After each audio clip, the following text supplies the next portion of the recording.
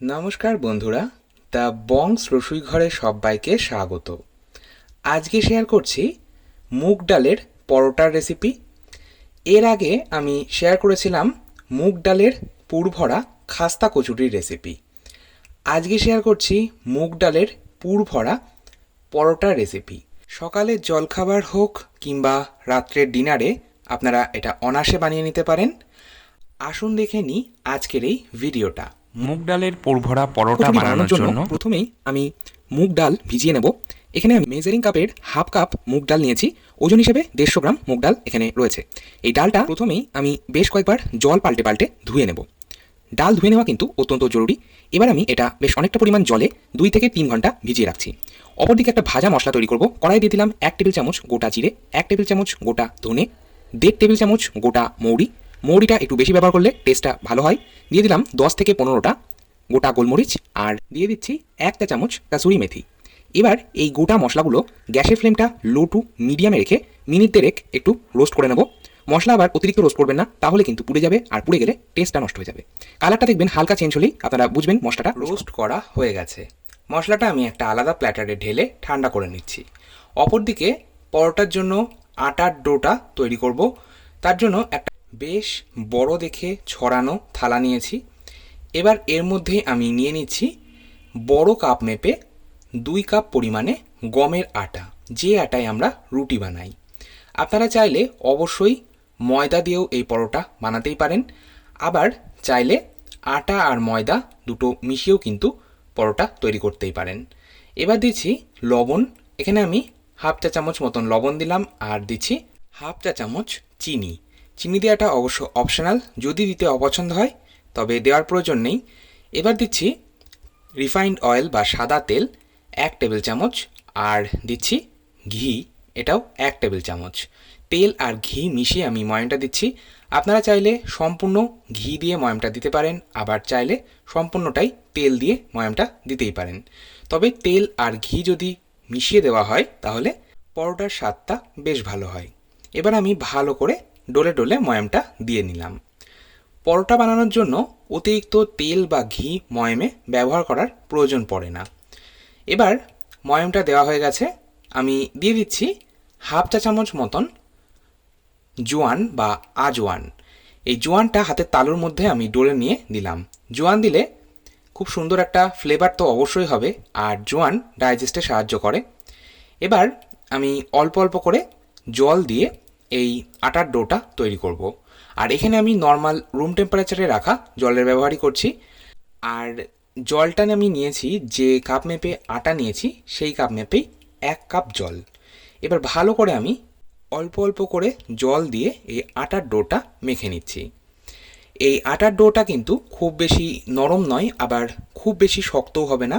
Normally আমরা যেমন রুটি পরোটার জন্য ডো তৈরি করি সেই রকম তৈরি করলেই হবে। সব শেষে দিয়ে দিচ্ছি হাতের মধ্যে 1/4 চা চামচ রিফাইন্ড অয়েল।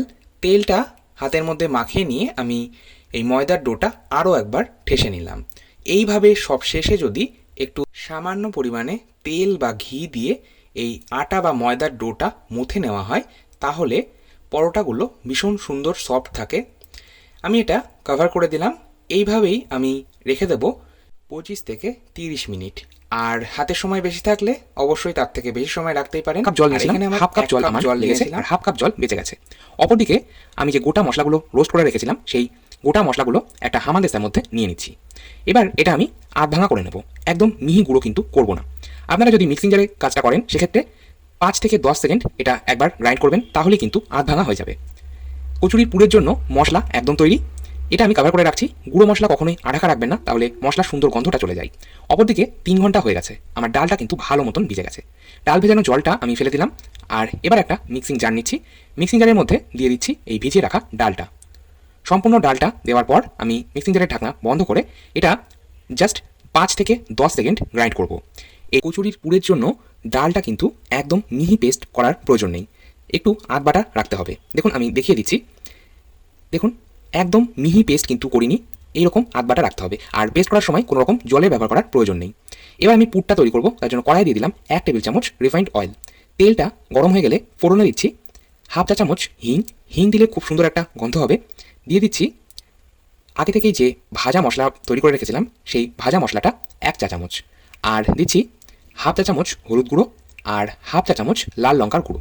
এই লাল লঙ্কার গুঁড়োটা আমি ব্যবহার করছি কালারের জন্য। এবার আমি এই ফোড়ন বা গোটা মশলাটা 10 থেকে 15 সেকেন্ড একটু নাড়াচাড়া করব। মশলা দিয়ে যখন সুন্দর গন্ধ বেরোতে শুরু করবে তখন দিয়ে দিচ্ছি আদা। 1 ইঞ্চি আদা খোসা ছাড়িয়ে একটা গ্রেটারে গ্রেট করে রেখেছি। আর এখানে রয়েছে 5টা থেতো করা কাঁচা লঙ্কা। ঝালটা অবশ্যই আপনারা আপনাদের স্বাদ মতন ব্যবহার করবেন, আর আদাটা কিন্তু আপনারা থেতো করে নিয়েও ব্যবহার করতেই পারেন।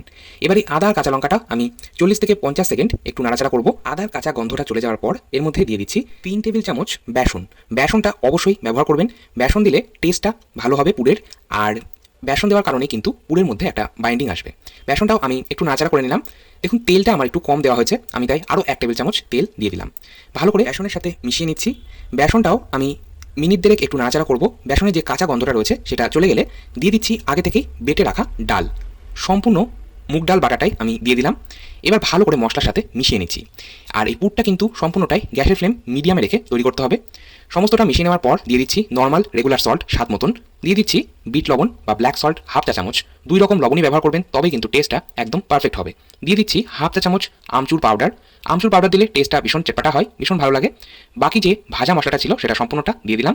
আর দিয়ে দিলাম হাফ চা চামচ পাউডার সুগার বা চিনির গুঁড়ো। আর দিচ্ছি 1/4 চা চামচ গরম মশলার গুঁড়ো। এবারে সমস্তটা ভালো করে মিশিয়ে নেব। আর আপনারা চিনির গুঁড়োর পরিবর্তে দানা চিনিও ব্যবহার করতে পারেন। চিনি ব্যবহার করার কারণে একটা টক মিষ্টি চটপাটা ফ্লেভার হবে, আর কালারটাও কিন্তু বেশ ভালো হবে। সমস্তটা মিশিয়ে নিলাম। ডালের জল সম্পূর্ণ শুকিয়ে যাওয়ার পর এইরকম ঝুরঝুরে হয়ে যাবে। পুরটা আমি আলাদা একটা প্ল্যাটারে নামিয়ে রাখলাম, ঠান্ডা করে নেব। অপরদিকে 30 মিনিট হয়ে গেছে। আটার ডোটা ভালো মতন সেট হয়ে গেছে। খুব ভালো করে একবার মথে নিচ্ছি। এবার এটা থেকে আমি দুটো ভাগ করে নেব। যেহেতু ময়দাটা একটু বেশি পরিমাণে রয়েছে তাই এটাকে আমি দুটো ভাগ করে নিলাম। একটা ভাগ কভার করে রাখলাম, না হলে ড্রাই হয়ে যাবে। আর একটা ভাগ থেকে আমি ছোট ছোট লেচি কেটে নেব। তবে পরোটার জন্য লেচি কিন্তু খুব বেশি ছোট হয় না। লুচির জন্য যেমন লেচি রাখা হয় তার থেকে অবশ্যই একটু বড় রাখতে হবে। আপনারা আপনাদের ইচ্ছে মতন সাইজে লেচিগুলো রাখতে পারেন। আমি নর্মালি রুটির জন্য যেমন লেচি রাখা হয় তার থেকে একটু বড় রেখেছি। দেখুন সমস্ত লেচি আমার কেটে নেওয়া হয়ে গেছে, আর দু হাতের তালুর মধ্যে একটু গোল করে চ্যাপটা করে নেওয়া হয়ে গেছে। এবার পুর ভরার পালা। আমি এখানে একটা বাটিতে নিয়েছি আটা আর নিয়েছি পুর। পুরটা আমি একটা আলাদা বাটিতে ট্রান্সফার করে নিয়েছি। এবার পুরগুলো ভরবো। একটা লেচি নিয়ে আমি দু হাতের এই আঙুলের মাঝখানে দিয়ে অল্প অল্প করে চাপ দিয়ে একটা ছোট বাটি বা পেয়ালা শেপ দিয়ে নিলাম। এবার এই বাটির মধ্যে প্রথমেই দিয়ে দিচ্ছি গুঁড়ো আটা। গুঁড়ো আটাটা ছড়িয়ে দেওয়ার পর আমি 2 চামচ পুর দিয়ে দিচ্ছি। পুরের পরিমাণটা কিন্তু আপনারা আপনাদের ইচ্ছে মতন কম বা বেশি রাখতেই পারেন, তবে আবার এতটাই কম পুর ব্যবহার করবেন না যাতে বোঝাই না যায়। এবার আমি মুখটা ভালো করে সিল করে নিচ্ছি। দেখুন একটু এইভাবে চারিপাশ দিয়ে ভাঁজ করে নিয়ে আমি মুখটা ভালো করে সিল করছি। তারপর এইভাবে একটু চেপে নিচ্ছি হাতের তালুর মধ্যে রেখে, তাহলে পুরটা চারিদিকে ছড়িয়ে যাবে। আমি আরও একটা প্রসেস আপনাদের দেখিয়ে দিচ্ছি পুর ভরার। একটা লেচি নিয়ে আমি কিচেন স্ল্যাপের ওপর সামান্য একটু গুঁড়ো আটা ছড়িয়ে তারপর লেচিটা বেলে নিচ্ছি। তবে খুব বেশি বড় প্রথমেই করছি না। নর্মাল লুচির জন্য যেমন আমরা লেচিটা বেলে থাকি ঠিক সেই রকমই অল্প করে একটু বেলে নিয়ে গুঁড়ো আটা ছড়িয়ে নিচ্ছি। তারপর পরিমাণ মতো পুর ভরছি। আর এইভাবে প্রথমে যদি একটু গুঁড়ো আটা ছড়িয়ে নেওয়া হয় তাহলে পরোটাগুলো ভাজার সময় ভেতর থেকে খুব সুন্দরভাবে ফুলে ওঠে। মুখটা খুব ভালো করে সিল করে নিলাম। আর মুখ কিন্তু খুব ভালো করে সিল করবেন, না হলে এটা বেলার সময় ফেটে বেরিয়ে যেতে পারে।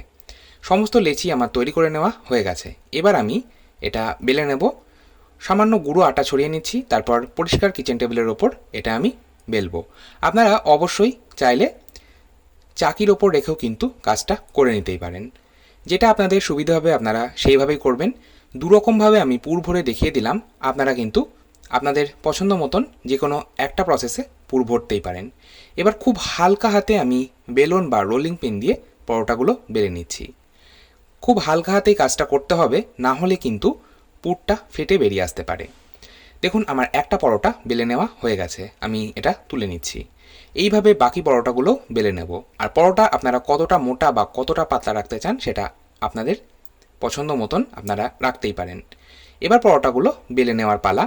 আমি একটা তাওয়া নিয়েছি, তাওয়াটা প্রথমে হাই ফ্লেমে ভালো করে গরম করে নেব। তাওয়াটা বেশ ভালো মতন গরম হয়ে যাওয়ার পর একটা বেলে নেওয়া পরোটা আমি তাওয়ার ওপর দিয়ে দিলাম। গ্যাসের ফ্লেমটা মিডিয়াম টু হাই রেখে পরোটাগুলো ফ্রাই করব। প্রথমে দুই পিঠ খুব ভালোভাবে সেঁকে নিচ্ছি। এইভাবে প্রথমে দুই পিঠ যদি ভালোভাবে সেঁকে নেওয়া হয়, পরোটাগুলো ভাজতে তেলটাও কম লাগে আর পরোটাগুলো খুব সুন্দরভাবে সফট হয়। দেখুন, খুব সামান্য আমি একটু তেল এবার দিয়ে দিচ্ছি। আমার মোটামুটি 1 থেকে 1.5 চা চামচ তেল লাগছে এক একটা পরোটা ভাজতে। তারপর দুই পাশ ওলটপালট করে পরোটাগুলো ভেজে নিচ্ছি।